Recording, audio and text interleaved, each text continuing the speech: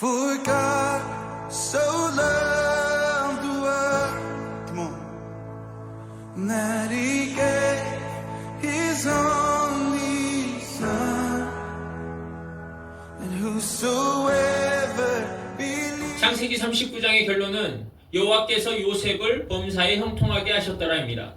범사에 형통했다라는 것은 하는 모든 일에서 잘 되었다는 뜻입니다. 그래서 영어 성경에서는 success in whatever he did예요. 그가 했던 것은 무엇이든지 성공적이었다라는 뜻입니다. 그런데 우리가 알다시피 요셉의 삶이 그렇게 성공적이었나, 특히나 오늘 본문 39장에서의 삶이 범사에 형통했다라고 말하기는 굉장히 어렵습니다. 우리가 요셉의 삶을 알지만 17세 형들에게 미움을 받아서 구덩이에 던져짐을 당합니다.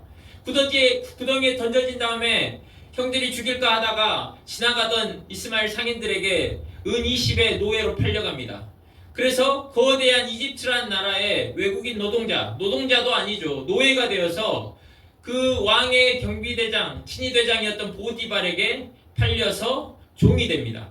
근데 이 과정에서도 근근히 형통했던 또는 은근히 다행히 요셉의 삶이 죽지 않고 너무 벼랑 끝으로 몰리지 않고 살았던 장면들이 곳곳에 있습니다. 뭡니까? 구덩이에 던져졌는데 구덩이에 물이 없었다고 창세기 37장 24절에 말하고 있습니다. 그러니까 구덩이에 물이 없었다고 특별히 기록하면서 하나님의 그 은혜가 곳곳에 있었던 거예요. 또 거기서 죽임을 당할 수도 있는데 다행히 마침 그때 이스마엘 상인들이 지나가면서 은 20에 팔리게 돼요. 어떻게 딱 그 상황에서 그 상인들이 지나가면서 목숨을 부지하게 되는 거죠. 그것도 어떻게 보면 하나님이, 어떻게 보면이 아니죠. 분명하게 하나님께서 도우신 장면들이죠. 그리고 아주 열악한 애굽의 어떤 종살이를 한 것이 아니라 그나마 왕의 친위대장이었던 보디발의 집에 팔려가서 거기에서도 보디발이 보니까 성실해요. 그리고 부지런하고 신의를 지킬 것 같고 똑똑해요. 그래서 일을 잘하니까 재반 사무를 다 담당하게 해요. 즉 보디발에게 좋은 이미지, 좋은 평가를 받아서 그나마 대우를 잘 받는 거예요. 열악한 어떤 애굽의 노예로 팔려갔다기보다는 그래도 왕의 친위대장이니까 어느 정도 수준이 있는 집에 가서 거기에서 재반 사무를 담당하게 됩니다. 이러한 것들은 아주 조금의 은혜들이 있었던 거예요. 그러나 이것으로 범사에 형통했다라고 말할 수 있습니까? 어렵죠. 오히려 형들에게 배신을 당하고 애굽의 노예가 되고, 그리고 어렸을 때부터 아버지에게 사랑을 독차지해서 채색 옷을 입고 살았던 요셉이 이제는 모든 노동을 다 감수해야 됩니다. 그리고 특별히 39장에서는 이 보디발의 아내에게 유혹을 당했는데 그것을 뿌리쳤다고 해서 재판도 받지 않고 죄수가 되어서 감옥에 갇히게 됩니다. 실제 요셉에게 있었던 일은 무엇입니까? 실제 요셉에게 있었던 일은 오늘 39장 10절을 보면 이 보디발의 아내가 여인이 날마다 유혹했다고 그래요. 날마다 간청했다고 그래요.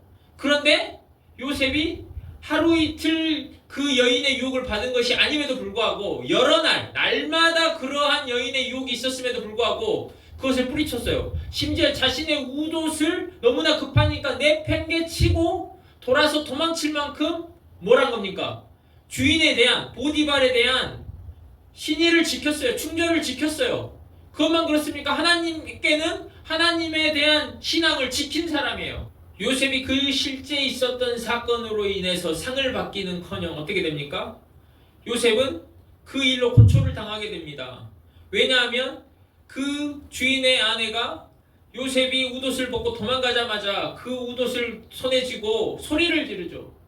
그리고 히브리 종이 나를 겁탈하려고 웃옷을 벗고 내 침실에 들어왔다. 그래서 내가 소리를 쳤더니 도망쳤다라고 말했어요. 하인들이 어떻게 요셉을 인식하겠습니까? 요셉을 이런 배은망덕한 놈이 되는 거죠. 이런 은혜도 모르는 놈. 너 같은 놈은, 여기서 또 히브리 종이라는 말을 하는데, 히브리 종이란 말은 이 거대한 애굽, 이집트에 비하면 아무것도 아닌 가소롭고 가짜는 놈이라는 뜻이에요. 그 히브리 종이 감히 주인의 아내를 겁탈하려고 들어와 하고 천하의 몹쓸 놈이 되는 거죠. 그리고 보디발 주인이 왔을 때도 이 여인이 똑같이 이야기합니다.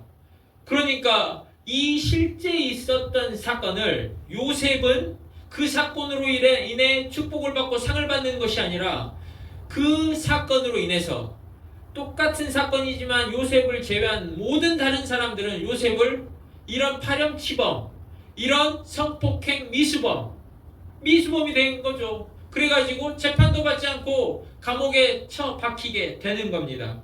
그러면 감옥에 얼마나 있었느냐? 17세에 지금 형들에게 미움을 받아서 이 이집트라는 곳으로 팔려온 곳으로 보이니까, 그리고 나중에 감옥에서 나와서 총리가 되는 것이 30세예요. 그러면 대략 한 13년, 즉 노예 생활하고 감옥 생활한 걸 합치면 13년 정도 되는데, 아무래도 보디발이 한 최소한 1, 2년은 일하는 걸 보고 이뻐했겠죠. 그러니까 최소한 10년은 감옥에 있었던 것 같아요. 그러면 나는 사실은 신의를 지켰고 충절을 지켰고 신앙을 지켰으니까 칭찬을 받아야 되고 상을 받아야 되는데, 노예란 딱지를 떼어내고 재산을 더 상으로 받아야 될 사람이 감옥에 갇혀서 억울한 누명을 썼으니까 이 억울한 삶이에요, 아니에요? 굉장히 억울하고 누명 쓴 일이죠. 그런데 만약에 내가 그러한 일 때문에 나는 정직하려고 했는데 누가 날 모함하고 누명을 씌워서 내가 감옥에서 10년이나 살고 있는데 누가 나에 대해서 기록할 때, 아, 당신은 참 범사에 형통한 사람입니다, 이렇게 이야기하면, 아, 그러죠, 제가 참 하는 일마다 잘 됩니다, 이렇게 여러분이 반응하겠습니까? 당신 무슨 소리야? 당신이 내 삶을, 내가 얼마나 구구절절 힘든 삶을, 얼마나 억울한 삶을 살고 있는데 내가 우라통이 터져, 이러겠죠. 그런데 성경은 지금 요셉의 삶이, 이 감옥에 갇히게 된 이 요셉의 삶을 범사에 형통했다라고 이야기하고 있어요. 여러분, 우리가 흔히 사용하는 형통의 개념은 무엇입니까? 뭔가 잘 되는 거죠. 뭔가 그럴듯한 거죠. 보기에 좋은 것을 형통하다고 이야기합니다. 그런데 요셉의 삶을 형통하다고 볼 수 있느냐? 아니라고 말씀드렸잖아요. 그렇다면 성경에서 형통이라고 말하는 것과 우리가 일반적으로 알고 있는 형통의 개념이 같지 않다라는 것을 유추할 수 있습니다.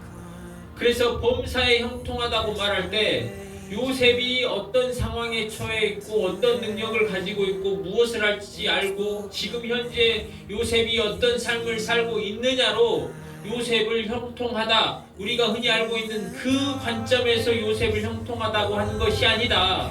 성경의 형통의 관점은 전혀 다르다라는 것을 우리가 유추해 볼 수 있다는 거예요. 그것이 무엇이냐? 요셉의 삶을 어떤 근거에서 형통하다고 하느냐 하는 것은 바로 요셉을 수식할 때 그 형통의 근거로 여호와께서 함께 하심으로라는 구절입니다. 이 여호와께서 함께 하심으로라는 구절이 창세기 39장 2절 3절, 즉 요셉이 노예로 팔려오고 나서부터 붙기 시작해요. 상당히 역설적인 표현들인데 어떻게 노예로 팔려왔는데 그때부터 여호와께서 함께 하심으로 범사에 형통하였다 말할 수 있냐 이 말이에요. 39장 2절에 여호와께서 요셉과 함께 하심으로 그가 형통한 자가 되어, 여기까지 좋습니다. 형통한 자가 되어 그의 주인 예굽 사람의 집에 있으니예요. 지금 예굽 사람의 집인데 자신의 집입니까? 아이, 하나님께서 함께 하셨으면 내 집에 있어야죠.